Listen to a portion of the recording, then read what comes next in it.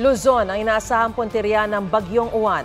Hanggang signal number 5 ang posibleng itaas na babala ng Pag-asa. Kaya kabi-kabila na ang paghahanda sa mga tutumbuking lugar, lalo sa norte, pati na sa Metro Manila. May report si Ian Cruz. Mga tumbang billboard ang isa sa mga markadong pinsala ng Bagyong Milenyo sa Metro Manila noong 2006. Kaya ngayon nagbabadya ang Bagyong Uwan. Nagtutupi na ng mga billboard bilang pag-iingat. Posibleng hanggang signal number 3 ang babala ng bagyo sa Metro Manila sa susunod na linggo. Dapat maaga pa lang, hindi pa dumarating yung baha, ma-evacuate na sana sila. Wala nang mga karating sa kanila. Ultimo yung mga responder natin, may hirapan ng pumasok. Hinahanda na ang mga evacuation center gaya sa barangay Bagong Silangan, Quezon City na malapit sa Marikina River. Lubid na pwedeng makapitan ng mga residente ang inilatag naman sa barangay Del Monte na binabaha pag umaapaw ang San Francisco del Monte River. Tiniyak din ng MMDA na gumagana ang 70 pumping station sa Metro Manila. We have more than 40 areas na identified as flood prone.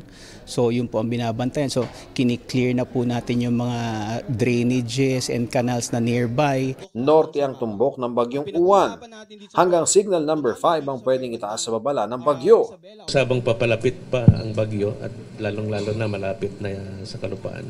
Of course, we expect na maging more intense. The best is naging alerto, maghanda. Linggo o Lunes posible ang landfall sa Isabela o Aurora. Kanina habang maaraw pa sa Isabela, nagbilad ng mga palay ang mga magsasaka. Binibilisan po namin habang may araw pa. Apektado na ang maliliit na negosyo gaya ng pagbili ng dealer ng mga manok.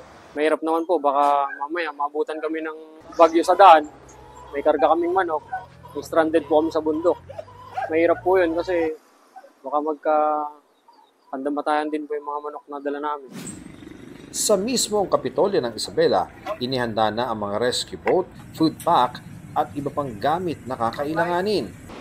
Sa Baler Aurora, banayad pa ang dagat.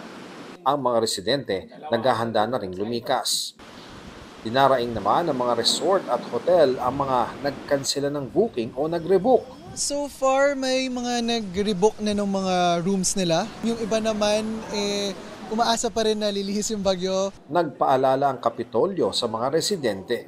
Ako po ay nakikiusap sa ganito pong kaaga pa lamang na paghahanda ay sana po lumikas na tayo para hindi po tayo magkaroon ng isang malalang sitwasyon.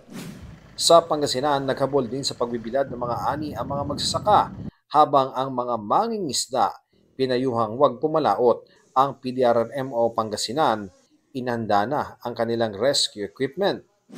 Sa Baguio City, na mahamog na paakyat pa lang, inayos na ang mga kawad. Naglagay rin ng sirena sa drainage canal ng City Camp Lagoon na natutunog bilang hudyat ng forced evacuation kapag nasa critical level na ang drainage. Blue alert na para sa bagyo ang lungsod. Hanggang Bicol may paghahanda. Sa Catanduanes, kinansela na ang biyahe ng barko papasok at palabas ng isla.